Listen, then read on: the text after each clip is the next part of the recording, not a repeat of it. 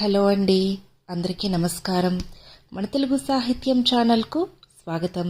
ఈరోజు నేను చదవబోయే కథ కె విజయభాను గారు రచించిన పంతం ప్రేమైన వేళ. కథలోకి వెళ్ళబోయే ముందు మీకు ఒక చిన్న రిక్వెస్ట్. మీరు మన ఛానల్ని ఫస్ట్ టైం చూస్తున్నట్లయితే తప్పకుండా సబ్స్క్రైబ్ చేసుకోండి. ఇక కథలోకి వెళ్దామా? కొంచెమైనా బాధ్యత తెలియకుండా ఎలా పెంచారో నీ తల్లిదండ్రులు.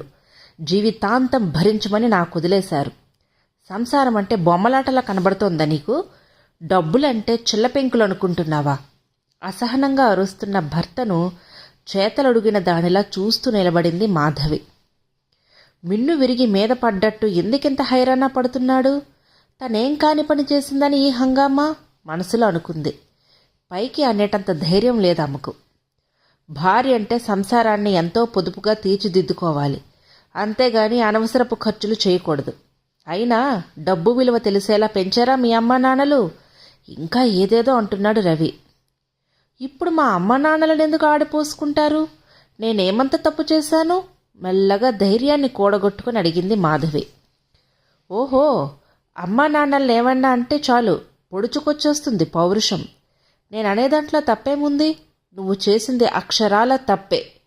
రంకెలు వేస్తున్న దొన్నపోతును గుర్తు చేస్తోంది అతని ప్రవర్తన. పోనీ పుస్తకాలు తిరిగిచ్చేయమంటారా? భయపడుతూనే అడిగింది. మళ్ళీ ఇంతెత్తున ఎగిరాడు రవి. కళ్ళల్లోకి కోపం బుసలు కొడుతోంది. అంటే నేను చేతగాని వాడినని, మూర్ఖుడినని, డబ్బులు ఖర్చు పెట్టలేని పిసినారి వాడినని ఊరంతా తెలియాలా? అసహనంగా ఊగిపోతూ అడిగాడు. మరేం చేయమంటారు? నేను చేసిన పని మీకు నచ్చలేదు కదా? అతని వాక్ ప్రవాహానికి అడ్డుపడుతూ అడిగింది. ఏం చెయ్యమంటారని మళ్ళీ అమాయకంగా అడుగుతున్నావా? ఒకటా రెండా? 500 రూపాయలు ఎంత హ్యాపీగా ఖర్చు పెట్టేశావు. పోని పనికొచ్చేదేమైనా కొన్నావా? పుస్తకాలంట పుస్తకాలు, విసురుగా చేతులు తిప్పుతూ అంటున్నాడు. అదేమిటండి, పుస్తకాలు అని అలా తీసి పారేస్తారు? ఎంతో విలువైన పుస్తకాలవి, ఎప్పటికైనా ఉపయోగపడతాయి. మనస్సు చివుక్కుమనగా బాధగా అంది. దేనికి ఉపయోగపడతాయి? మళ్ళీ వాటి గురించి లెక్చర్ ఇస్తున్నావా? దుబారా చేసిన డబ్బు విలువ నీకు తెలుసా అసలు? అయినా సంపాదించే వాళ్ళకి తెలుస్తుంది డబ్బు విలువ. నీకేం తెలుస్తుంది? ఇంట్లో కూర్చొని మొగుడు జీతం తెస్తూ ఉంటే జల్సా చేయడం బాగా తెలుసు. ఎగతాళిగా అంటున్న అతని మాటలు విని మ్రాన్పడిపోయింది మాధవి. తను జల్సా చేస్తోందా? అతని ఇష్టాలు తెలుసుకొని అతని అలవాట్లకు అనుగుణంగానే నడుచుకుంటోందే. తనకు డబ్బు విలువ తెలియదా? ఎందుకలా నోరు పారేసుకుంటున్నాడు? తనకసలు వ్యక్తిత్వమే లేనట్లు, మనసే లేనట్లు ఎన్ని మాటలంటున్నాడు. కళ్ళల్లో నీరు చిప్పిళ్ళుతుండగా భావోద్వేగాన్ని మునిపంట అదిమిపెట్టింది. మీకు అంతగా కష్టమైతే చెప్పండి, నేను కూడా సంపాదిస్తాను. అప్పుడు ఇంకేదో అనబోతున్న మాధవిని చూసి పకా నవ్వాడు రవి. ఆ నవ్వు ఎంత ఎగతాళిగా ఉందంటే ఆమెకు ఆ క్షణానే ఉరివేసుకోవాలన్నంత కసి వచ్చింది. నవ్వుతూనే, నువ్వు సంపాదిస్తావా? ఎంఏ చదివిన నేనే గవర్నమెంట్ ఆఫీసులో గుమస్తాగిరి చేస్తున్నాను. ఇంటర్ చదివిన నీకెవరిస్తారు ఉద్యోగం? ఆ మాత్రం అర్హతతో ఉద్యోగం సంపాదించి సంసారం భారం ఏమి మోసేస్తావు? చదువుతానంటే మీరు ఒప్పుకున్నారా? లేకపోతే నేను పెద్ద చదువులు చదవలేనా? గాద్గదికంగా వస్తోంది అమ్మ మాట. ఆహా, చదువు. నీ తెలివితేటలకి పై చదువులు కూడాను. ఇంటి ఖర్చులు ఎలా చెయ్యాలో తెలియదు కానీ పై చదువులు. అతని ప్రతి మాటలోని ఎగతాళి ధ్వనిస్తోంది. ఆమె భావాలను పట్టించుకోకుండా మళ్ళీ తనే అన్నాడు. నిజంగా నీకంత చేవ ఉంటే ఈరోజు ఖర్చు చేసిన 500 సంపాదించి చూస్తాను. నెల కాదు, 2 నెలలు టైం ఇస్తాను. సంపాదించగలవా? బొటన వేలును పైకి చూపి అడుగుతూ తిరిగి ఆ వేలుని కిందకి వంచి అంటూ నవ్వాడు. తన భావాలను కించపరుస్తూ తననే అవమానిస్తున్నాడో లేక అలా మాట్లాడటం వల్ల అతని అహాన్ని పురుషాహంకారాన్ని సంతృప్తి పరుచుకుంటున్నాడో అర్థం కాలేదు ఆమెకు. కానీ అతను అన్న మాటలు ఆమెలో పౌరుషాన్ని రేపాయి. అతను వేసిన సవాలుకు ప్రతిగా జవాబు ఇవ్వాలనుకుంది, కానీ మిన్న కుండిపోయింది. ఈ పుస్తకాలు తీసుకువెళ్ళి ఎక్కడైనా నాకు కనబడని చోట తగలెట్టు. అవి నా కంటపడితే బూడిదలో పోసిన పన్నీరులా 500 నా కంటికి కనబడతాయి అంటూ ఉండగా, రవి రవి అంటూ గుమ్మం దగ్గర పిలుపు వినబడింది. గబగబా అడుగులు వేస్తూ గుమ్మం దగ్గరికి వెళ్ళాడు రవి.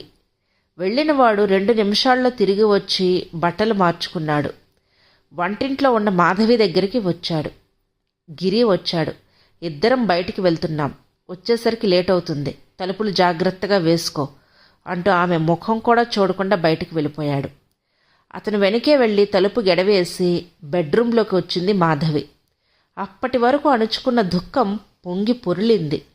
ఏడుస్తూ మంచంపై వాలిపోయింది. మధ్యతరగతి కుటుంబంలో పుట్టింది మాధవి. తండ్రి సాదాసీదా గవర్నమెంట్ ఉద్యోగి. మాధవి, ఉష ఇద్దరే సంతానం. ఇంటర్ చదువుతూ ఉండగా వచ్చింది రవి వాళ్ల సంబంధం. పెళ్లి చూపులే కదా అని ఒప్పుకుంది. కానీ ఆమె అదృష్టమో దురదృష్టమో సంబంధం కుదిరిపోయింది.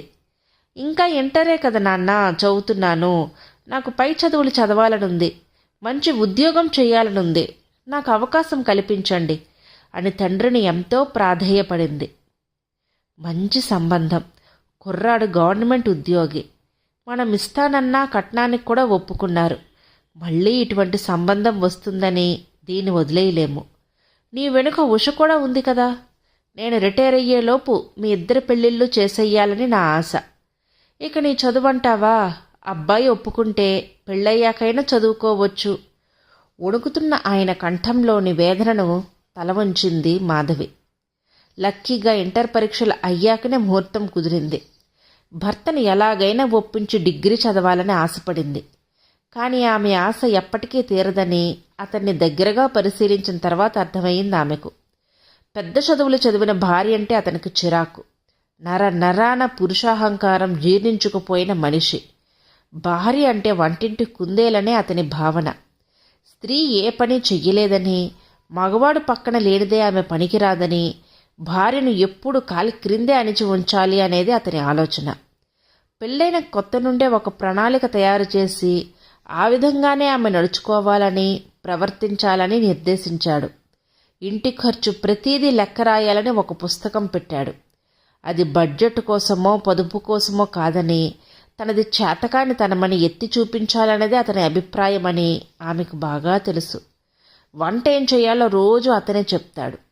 ప్రతి విషయంలోనూ ఆమెను తక్కువ చేసి మాట్లాడడం ద్వారా ఆమెలో పొగరు పెరగకుండా మేనేజ్ చేస్తున్నానని సంతోషపడిపోతుంటాడు. ఆఖరికి బొట్టు బిళ్ళలు కొనుక్కోవాలన్నా అతన్ని అడిగే ఆ 2 రూపాయలు ఖర్చు పెట్టాలి. తన మనసులో ఉన్న కోరికను ఒకరోజు అతని మంచి మూడ్లో ఉండగా చూసి అడిగింది మాధవి. నేను డిగ్రీ చదవాలని ఆశపడుతున్నానండి. మీకు నేను కాలేజీకి వెళ్ళి చదవడం ఇష్టం లేకపోతే కరస్పాండెన్స్ కోర్స్ అయినా చేస్తాను, ఏమంటారు? ఎంతో ఉత్సాహంగా అడిగింది. నాకిష్టం లేదు అంటూ మంచంపై అటు తిరిగిపోయాడు రవి. అది కాదండి, డిగ్రీ అయినా చదివితే నేను కూడా ఏదో ఒక ఉద్యోగం చేసుకోవచ్చు. మనకు పిల్లలు పుట్టినా ఆదాయం సరిపోతుంది. ఏదో వేడినీళ్ళకి చన్నీళ్ళలా ఇలా సాగిపోతున్న ఆమె ఒక్కసారిగా అతను లేచి కూర్చుని అరవటంతో భయభ్రాంతురాలే ఆగిపోయింది. ఊరుకుంటున్నాను కదా అని తెగ వాగుతున్నావేమిటి? నాకు ఇష్టం లేదని చెప్పాను కదా. అయినా డిగ్రీ చదివించాలని అనుకునేవాడినే అయితే బాగా చదువుకున్న అమ్మాయినే చేసుకుందును కదా. మళ్ళీ నాకు ఈ ఖర్చొకటి. ఆడవాళ్ళు ఎక్కువ చదివితే నేను ఇష్టపడను. భారీగా ఇంటి ఖర్చులు, చాకలి పద్దులు రాసుకోవడం తెలిసిన అమ్మాయి కావాలనుకున్నాను. కొద్దో గొప్ప నాగరికత తెలిసినదైతే చాలనుకుని నిన్ను సెలెక్ట్ చేసుకున్నాను. అర్థమైందా? ఇంకెప్పుడు ఈ విషయం నా దగ్గర ప్రస్తావించుకో కఠినంగా అని మళ్ళీ అటు తిరిగి పడుకున్నాడు రవి. ఆ రాత్రి ఆమె ఎంతగా ఏడ్చిందో ఆమె తలదిండుకు మాత్రమే తెలుసు. ఎందుకంటే ఏమీ జరగనట్టే ఆమెను బాధ పెట్టానన్న ఆలోచన కూడా లేకుండా హాయిగా గుర్రు పెట్టి నిద్రపోయాడు రవి. అటు తర్వాత మాధవి ఎప్పుడు చదువు విషయం ఎత్తలేదు రవి దగ్గర. ఈరోజు పక్కింటి లలిత మార్కెట్కి వెళ్తూ మాధవిని తోడు తీసుకువెళ్ళటానికి వచ్చింది. మాధవి రాలేనని చెప్పినా బతిమాలి తీసుకెళ్ళింది. సూపర్ మార్కెట్లో కావలసిన సరుకులు కొన్నారు ఇద్దరు. ఇంటికి తిరిగి వచ్చేద్దామనుకుని నడుస్తున్నారు బస్ స్టాప్కి. అంతలోనే ఒక్కసారిగా ఆగిపోయింది లలిత. ఎందుకు ఆగావని అడిగిన మాధవితో, మధు చూడు, అక్కడ బుక్ ఎగ్జిబిషన్ పెట్టారు. నాకు పుస్తకాలంటే ఎంత ప్రాణమో నీకు కూడా ఇష్టమే కదా, ఒక్కసారి చూసి వద్దాం అంది రోడ్డుకి అవతల వైపున ఉన్న మీటింగ్ హాల్ని చూపిస్తూ. మీటింగ్ హాల్ బయట రంగులతో పెద్ద బ్యానర్ కట్టి ఉంది బుక్ ఎగ్జిబిషన్ అని. అది చూస్తూనే మాధవికి కూడా మనసు లాగింది. ఆమెకు పుస్తకాలంటే ఎంతో ఇష్టం. పెళ్లి కాకముందు ప్రఖ్యాత రచయిత్రులు రాసిన కథలు, నవలలు, కవిత్వాలు ఎన్నో చదివేది. తను కూడా వాటి నుంచి స్ఫూర్తి పొంది చిన్న చిన్న కథలు, కవిత్వాలు రాసేది. కానీ వాటిని ఎప్పుడూ ప్రచురణకు పంపలేదు. టైం చూసుకుంది మాధవి. మధ్యాహ్నం 12 గంటలవుతుంది. రవి సాయంత్రం 5 గంటలకు గాని రాడు, కాబట్టి పర్వాలేదు అనుకుంటూ లలిత వెంట ఉత్సాహంగా బుక్ ఎగ్జిబిషన్లోకి నడిచింది. అక్కడ ఎన్నో మంచి పుస్తకాలు ఉన్నాయి. ప్రఖ్యాత రచయితల గ్రంథాలు లెక్కలేనన్నున్నాయి. వాటిలో కొన్నైనా కొంటే బాగుండునని అనిపించింది. కానీ భర్త ఏమంటాడో అనే ఆలోచనలో పడింది. ఈలోగా లలిత 1000 రూపాయల పుస్తకాలు కొనేసింది. ఏంటి మధు, నువ్వు కూడా తీసుకో, చాలా మంచి గ్రంథాలున్నాయి, మళ్ళీ ఇటువంటివి దొరక్కపోవచ్చు అంటున్న లలిత మాటలకు ఆలోచనల నుంచి బయటపడింది. ఏదైతే అది అయ్యిందిలే, ఆయన్ను నెమ్మదిగా ఒప్పించవచ్చు అనుకుని తనకు బాగా నచ్చిన పుస్తకాలు కొన్నది. బిళ్ళు చూస్తే గుండె గుబేల్ మంది మాధవికి. 500.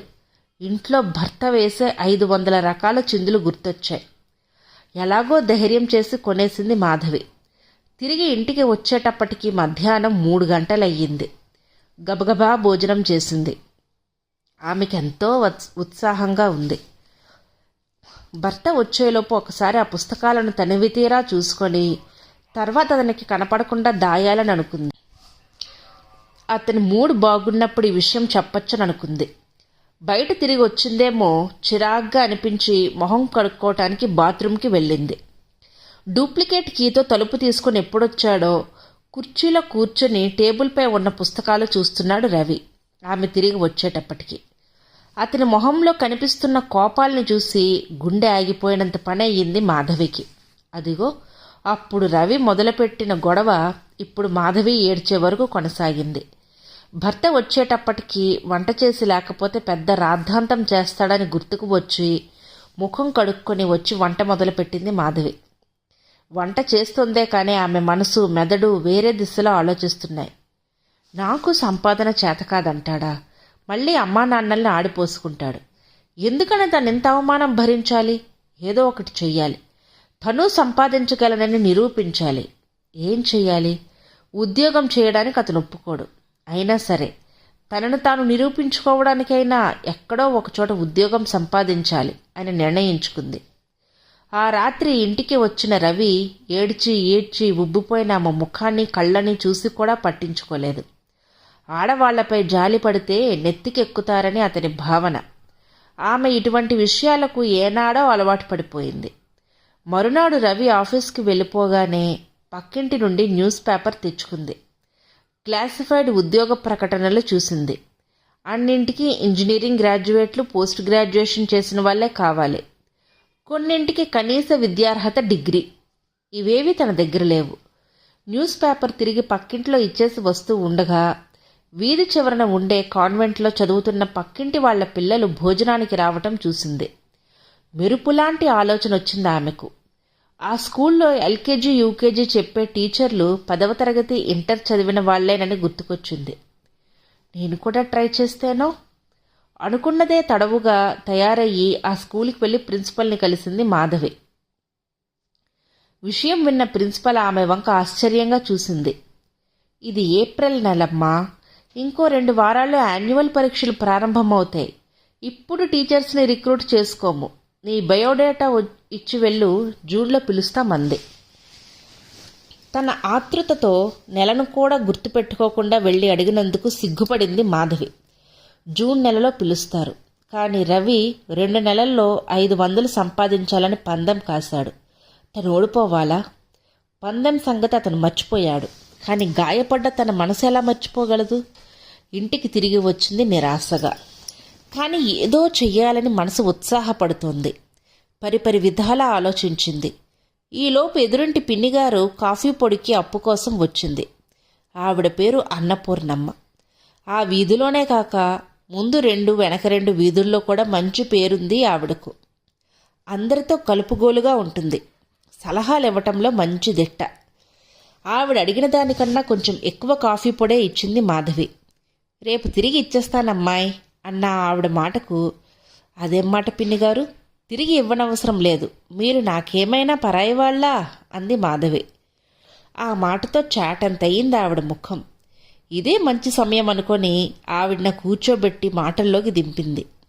ఆ మాట ఈ మాట మాట్లాడాక, పిన్నిగారు, ఇంట్లో నాకేం తోచటం లేదండి.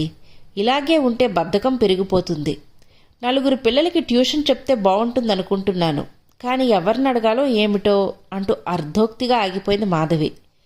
దాందేముందమ్మాయి, మన వీధిలో అందరికీ నేనే చెబుతానుండు. మాట సాయమేగా. మన వీధిలో అవతల వీధుల్లో కూడా కాన్వెంట్ పిల్లలు బాగానే ఉన్నారు అంది. అది కాదండి, ఇది ఏప్రిల్ నెల, పరీక్షలు ప్రారంభమవుతాయి. ఇప్పుడెవరైనా నా దగ్గర చేర్చుతారా? నేనైనా జూన్ నెలలో ప్రారంభిద్దును. కానీ ఇప్పటి నుంచి అలవాటు పడితే వేసవిలో కూడా చెప్పొచ్చు కదా అని అంటూ ఆగింది. తను మాట్లాడిన మాట తనకే సరిగ్గా అర్థం కాలేదు. ఆవిడకి ఏవైనా అర్థమై ఉంటుందా అని ఆవిడ ముఖ కవలికలు గమనించింది. ఇదేమీ ఆవిడ పట్టించుకోలేదు. నేనున్నాను కదమ్మాయి, రేపటెల్లుండి కల్లా నీ దగ్గరికి గంపెడు మంది పిల్లల్ని చేర్చును అంటూ వెళ్ళిపోయింది ఆవిడ. ఆవిడ వెళ్ళాక ఆలోచనలో పడింది మాధవి. ఏదో భోళాతనంగా తనిచ్చిన కాఫీ పొడికి ఉబ్బిపోయి చెప్పిన మాటలు కానీ, నిజంగా సంవత్సరం చివరిలో ఎవరొస్తారు తన దగ్గరికి ట్యూషన్కి? ఇలా ఆలోచించగానే నిరుత్సాహం ఆవహించేసింది ఆమెను. మనసు బాలేదని మంచం మీద పడుకుంది కాస్త నిద్రపోదామని. ఎంత ప్రయత్నించినా నిద్ర రాలేదామెకు. విసుగ్గా లేచి కూర్చుంది. టేబుల్పై నెల క్రితం రవి తెచ్చిన వారపత్రిక రెపరెపలాడుతూ కనిపించింది. కాస్త రిలీఫ్గా ఉంటుందని ఆ పుస్తకం తీసుకుని మళ్ళీ మంచంపై పడుకుంది. పత్రిక పేజీలు తిప్పుతుంది. కానీ మనసు ఎక్కడో ఉంది. పత్రికపై మనసు నిలవటం లేదు. పోనీ నిన్న తను కొన్న పుస్తకాలు చదవచ్చు కదా. వాటి కోసం ఎన్ని చేవాట్లు తిన్నదో తను. ఆ పుస్తకాలు గుర్తురాగానే వాటి మీదకు మనసు మళ్ళింది. పత్రికా పేజీలు తిప్పుతూ ఆ ఆలోచన రాగానే బీరువాలో ఉన్న పుస్తకాల దగ్గరికి వెళ్దామని చేతిలో ఉన్న వారపత్రిక మూసేయబోయి ఆ పేజీ చూసి ఆగిపోయింది మాధవి. ఆ పేజీలో కథల పోటీ అని ఉంది. కథ ఏ అంశాల మీద రాయొచ్చో, ఎన్ని పేజీలు ఉండాలో మొదలైనవన్నీ రాసి ఉన్నాయి.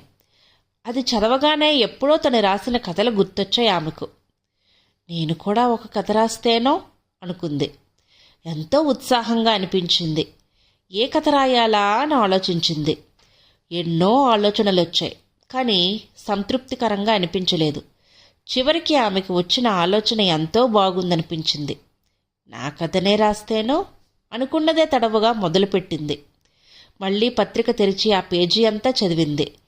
చివరి పేరా చదివేటప్పటికి ఏడుపొచ్చినంత పనైంది. ఆ వారపత్రిక నెల క్రిందటిది. కథలను పోటీకి పంపించాల్సిన చివరి తేదీకి ఇంకో 3 రోజులే టైం ఉంది. ఉదయం నుండి అంతా ఓటమే కనబడుతోంది.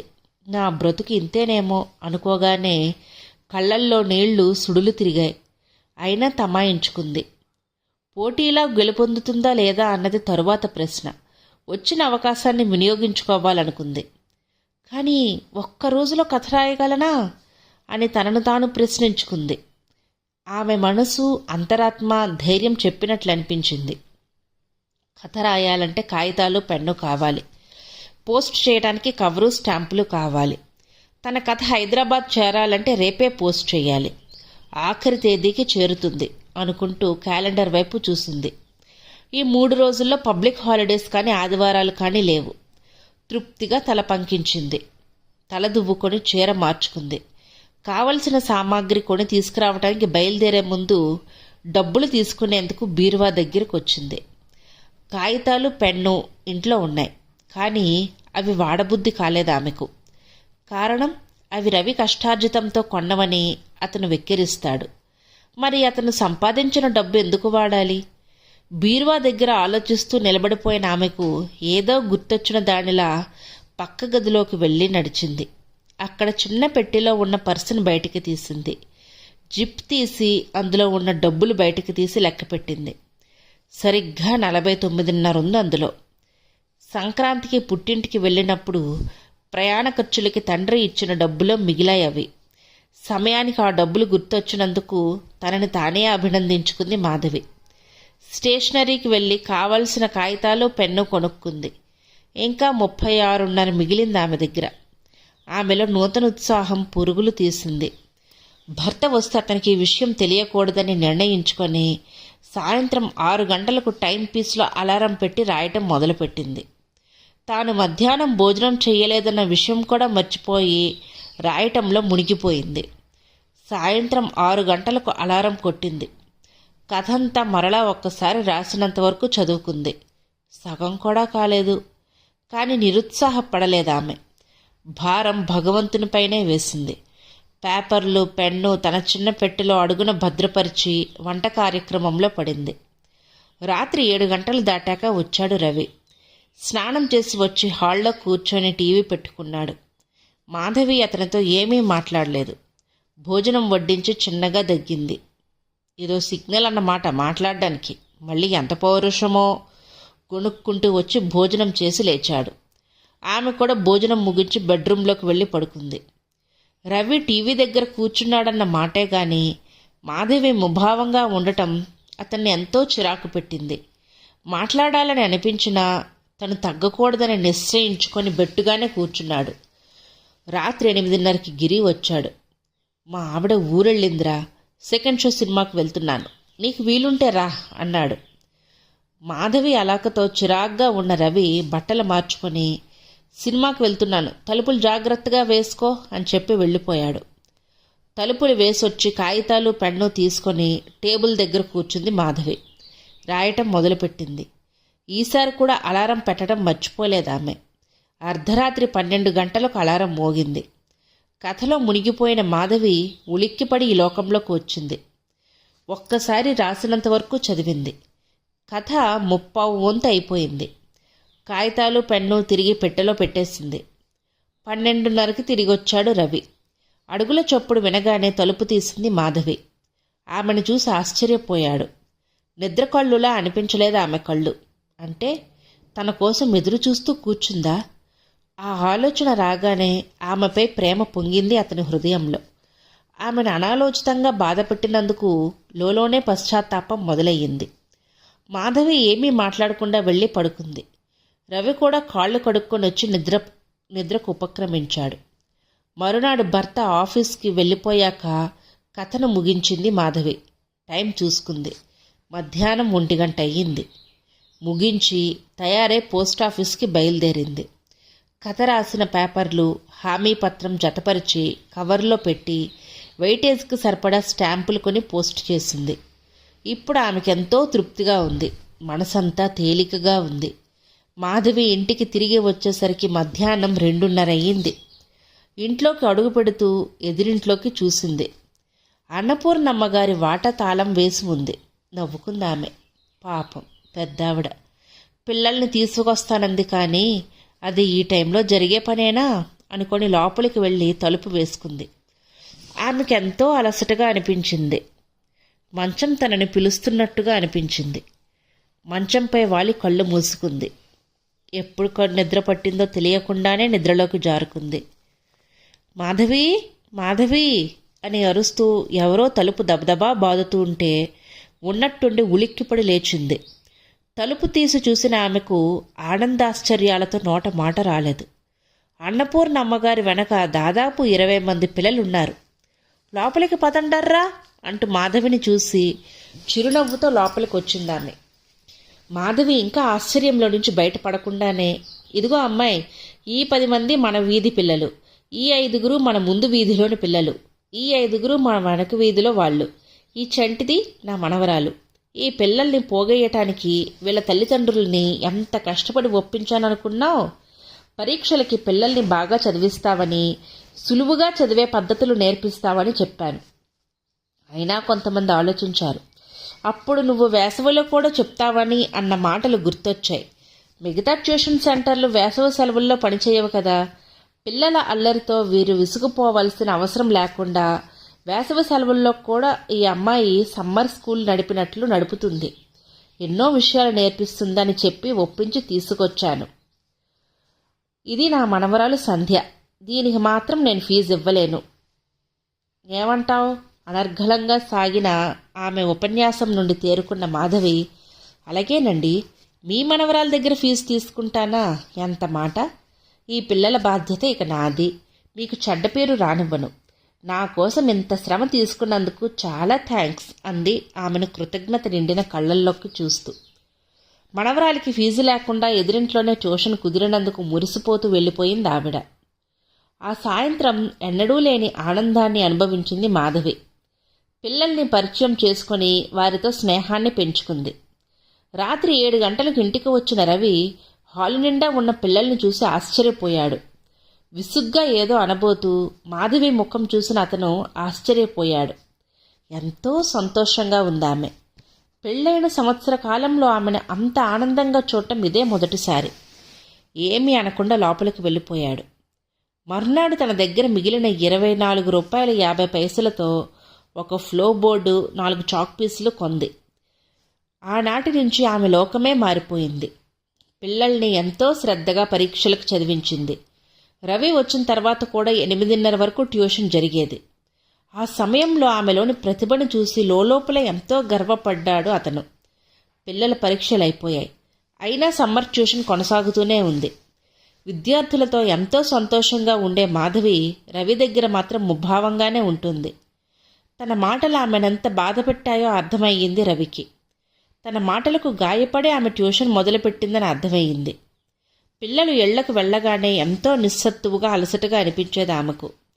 ఏదో తిన్నాననిపించి అలసటగా మంచంపై వాలిపోయేది. ఆమె దూరంగా ఉండే కొద్దీ మాధవి అంటే ప్రేమ పెరిగిపోతుంది రవికి. రోజులాగే రవి ఆఫీస్కి వెళ్ళగానే వచ్చేసారు పిల్లలు. వాళ్లకు దేశభక్తి గేయాలు నేర్పుతోంది మాధవి. ఇంతలో పోస్ట్ అన్న కేక వినబడి బయటికి వచ్చింది ఆమె.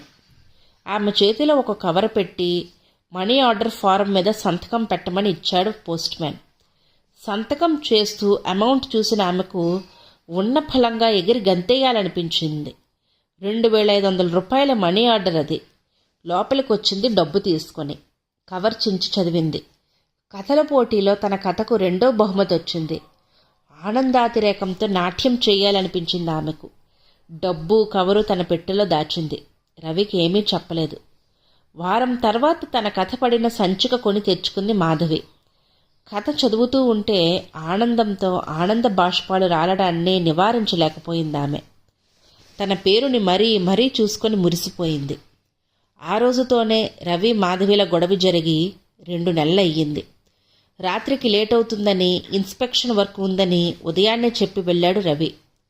ఆ వర్క్ ఏదో ఈరోజే తగలాలా అని బాధగా అనుకుంది. ఆ సమయంలో భర్తపై తాను గెలిచాలన్న ఆలోచన రాలేదు ఆమెకు. రవితో ఆ సంతోషాన్ని పంచుకోవాలని, అతని కౌగిట్లో వాలిపోవాలని మనసు మరీ మరీ కోరుకుంటోంది. కానీ రవికి ఎదురుపడి మాట్లాడాలన్నా, ఆ విషయం చెప్పాలన్నా ఎందుకో బెరుకుగా అనిపించింది. తాను కథ రాయగా మిగిలిన చివరి కాగితం తీసుకుని రవికి ఒక ఉత్తరం రాసింది. తన కథ పడిన వారపత్రిక సంచిక, దానిపై ఈ ఉత్తరం, 2500 రూపాయలని ఒక కవర్లో పెట్టి టేబుల్ మీద పెట్టింది. అవి ఎగిరిపోకుండా పేపర్ వెయిట్ నుంచింది. రవి కోసం రాత్రి 11:30 వరకు మేలుకునే ఉంది. బాగా అలసిపోవటం వలన ఆమెకు తెలియకుండానే గాఢ నిద్రలోకి జారిపోయింది. అర్ధరాత్రి 1:30కు వచ్చాడు రవి. డూప్లికేట్ కీతో తలుపు తీసుకుని వచ్చాడు. బెడ్రూంలో ఆదమరచి నిద్రపోతున్న భార్యను తదేకంగా చూస్తూ ఉండిపోయాడు. ఇంతలో అతని చూపు టేబుల్పై రెపరెపలాడుతున్న కాగితంపై పడింది. డబ్బులున్న కవర్ పక్కన పెట్టి ఉత్తరం చదవటం ప్రారంభించాడు. ప్రియమైన మీకు, మీరన్న మాటలకు నా మనసు ఎంతో గాయపడింది. అందుకే అలా ప్రవర్తించాను. ట్యూషన్ పెట్టింది కూడా అందుకే. ఆ విషయం మీకు తెలుసని నాకు తెలుసు. కానీ మీరు వద్దని గొడవ పెట్టి ఉంటే అది వదిలేసేదాన్నేమో. కానీ ఆ విషయంలో నాకు సహకరించినందుకు మీకు నా కృతజ్ఞతలు. ఈరోజు నేనెంతో సంతోషంగా ఉన్నాను. మీరు నాతో గొడవపడినందుకు, నేనేమీ సంపాదించలేనని అన్నందుకు ఉక్రోషంతో నన్ను నేను నిరూపించుకోవాలని కథల పోటీకి ఒక కథ రాసి పంపాను. ఆ పోటీలో నాకు 2వ బహుమతి వచ్చింది. దాని విలువ 2500 రూపాయలు. పైన కవర్లో పెట్టాను. ఈ గెలుపు నిజంగా నాది కాదు, మీది. ఇంతకన్నా ఏం రాయాలో నాకు పాలుపోవటం లేదు. నేను గెలిచానని చెప్పటానికి ఈ ఉత్తరం రాస్తున్నాను అనుకోవద్దు. నా సంతోషం మీతో పంచుకోవాలనే నా ఆశ. కానీ మీకు ఎదురుపడి నా మనసులోని భావాలు చెప్పేటంత స్వాతంత్రం లేదు మీ దగ్గర నాకు. అందుకే ఈ ఉత్తరం. మీ మాధవి. ఎన్నో చెప్పలేని భావాలను ఆ చిన్న ఉత్తరంలో చదవగలిగాడు రవి. వారపత్రిక తీసుకొని సోఫాలో కూర్చుని చదవటం మొదలుపెట్టాడు. కథంతా మాధవిదేనని అర్థమయ్యింది. కానీ ఆమె భర్త పాత్రని కించపరచలేదు ఆమె. అతనితో తను కావాలనుకున్న అనుబంధాన్ని, స్నేహాన్ని, స్వేచ్ఛను ఆ కథలోని భర్త పాత్రకు వర్తింపజేసి ఆ పాత్రని ఎంతో ఔన్నత్యంగా తీర్చిదిద్దిందామె. కథ పూర్తి చేసి ఏదో తెలియని భావాల ప్రకంపనల్లో కొట్టుకుపోయాడు రవి. వారపత్రికను, ఉత్తరాన్ని, కవరును మాధవి ఎలా పెట్టిందో అలాగే యథాస్థానంలో ఉంచి పేపర్ వెయిట్ పెట్టేశాడు. తెల్లవారుజామున లేవడానికి మాధవి పెట్టుకున్న అలారం కట్టేసి ఆమె మంచం దగ్గరికి వచ్చాడు. అమాయకంగా నిద్రపోతున్న భార్యను చూసి ప్రేమతో, మోహంతో పొంగిపోయింది అతని మనసు. ఆమెను ముద్దు పెట్టుకోవాలన్న కోరికను చాలా కష్టపడి కంట్రోల్ చేసుకున్నాడు. ఆమెకు నిద్రాభంగం అవుతుందేమోనని మంచంపై పడుకోకుండా వెళ్ళి సోఫాలో పడుకున్నాడు. తెల్లవారే లేచి స్నానం చేసి మాధవిని లేపకుండా ఆఫీసుకు వెళ్ళిపోయాడు. ఉదయం 10 గంటలకు ఉలిక్కిపడి లేచింది మాధవి. టైం చూసి అద్దిరిపడింది. అలారం మోగడం ఎలా తెలియలేదు? ఆగిపోయిందా అనుకుంటూ టేబుల్పై ఉన్న అలారం పీస్ని చేతిలోకి తీసుకుని చూసింది. అది ఆఫ్ చేసి ఉంది. భర్త కోసం గదులన్నీ చూసింది. నిన్నటి బట్టలు స్టాండ్కి తగిలించున్నాయి. అంటే ఆఫీస్కి వెళ్ళిపోయారన్నమాట. అయ్యో, భోజనం వండలేదు, టిఫిన్ చెయ్యలేదు, పరగడుపునే వెళ్ళిపోయారే అని బాధపడింది. ఒకవేళ మధ్యాహ్నం భోజనానికి వచ్చేస్తారేమో అనుకుని గబగబా స్నానం చేసి వంట కార్యక్రమంలో పడింది. రవికి ఇష్టమైన పప్పు దోసకాయ, బంగాళదుంప వేపుడు, పెరుగు పచ్చడి చేసింది. టైం చూసేసరికి మధ్యాహ్నం 12 గంటలయింది. అప్పుడు గుర్తొచ్చింది ఆమెకు ఉత్తరం, వారపత్రికల విషయం. ఒక్క ఉదుటిన బెడ్రూంలో టేబుల్ దగ్గరకు పరుగు పెట్టింది. అవి రాత్రి తాను ఎలా పెట్టిందో అలాగే ఉన్నాయి. నిరుత్సాహం ఆవరించేసింది ఆమెను. వెనుతిరగబోయిన ఆమె కళ్ళను మూసేశాయి వెనక నుండి 2 చేతులు. భర్త స్పర్శను గుర్తుపట్టిన ఆమె ఆనందంతో వెనుతిరిగింది. మాధవిని 2 చేతులతోనూ ఎత్తి గిరిగిరా తిప్పేశాడు రవి. అమ్మో, కళ్ళు తిరుగుతున్నాయి అంటూ ఆమె గలగలా నవ్వుతూ ఉంటే తృప్తిగా కిందకి దించి ఆమె చేతిలో ఒక కవరు, స్వీట్స్ ప్యాకెట్, పూల కవరు పెట్టాడు. పూల కవర్ తెరిచి చూసిన ఆమె మల్లెపూలను చూసి సిగ్గులు మొగ్గే అయ్యింది. స్వీట్స్ ప్యాకెట్ను టేబుల్పై పెట్టి పొడవుగా ఉన్న కవర్ తీసి అందులో నుంచి కొన్ని కాగితాలను బయటికి తీసింది ఆమె. తేరిపారి చూసిన ఆమె కళ్ళు ఆశ్చర్యంతో పెద్దవయ్యాయి. తన కళ్ళను తాను నమ్మలేక, కలో నిజమో తెలియక భర్త వంక అయోమయంగా చూసింది ఆమె. కథల పోటీలో గెలుపొందినందుకు నా భార్యకు నేనిచ్చే కానుక. ఆమె చెవి దగ్గర అతనన్న మాటలతో వెనుతిరిగి అతన్ని అల్లుకుపోయింది మాధవి. ఆమె చేతిలో డిగ్రీ అడ్మిషన్ పేపర్స్ రెపరెపలాడుతూ నవ్వుతున్నాయి. ఆమెను కౌగిలించుకుని రవి, మధు, నీ ఎడబాటు నాలో ఎంతో మార్పును తీసుకువచ్చింది. ఈనాటి నుండి నేను నీ భర్తనే కాదు, మంచి స్నేహితుడిని కూడా. నన్ను నమ్ము అన్నాడు. ఆ మాటలు ఆమె చేతిలో కళ్యాణి రాగాన్ని పలికించాయి. కొంతసేపటికి ఏదో గుర్తొచ్చిన దానిలా అతని నుండి విడివడింది మాధవి. పిల్లలు వస్తారేమోనండి, తలుపు కూడా వెయ్యలేదు అంది సిగ్గుపడుతూ. నేను ఉదయం బయటికి వెళ్తూ అన్నపూర్ణమ్మగారి మనవరాలతో పిల్లలందరికీ కబుర్లు పెట్టాను. ఈరోజు ట్యూషన్ లేదని, మా క్లాసు వేరే ఉందని అని చిలిపిగా అంటున్న అతన్ని మళ్ళీ అల్లుకుపోయింది ఆమె. ఇదండి కథ. ఈ కథ కనుక మీకు నచ్చినట్లయితే లైక్ చేయండి, షేర్ చేయండి. అలాగే మరిన్ని ఇంట్రెస్టింగ్ కథల కోసం మన ఛానల్ను తప్పకుండా సబ్స్క్రైబ్ చేసుకోండి. Thank you.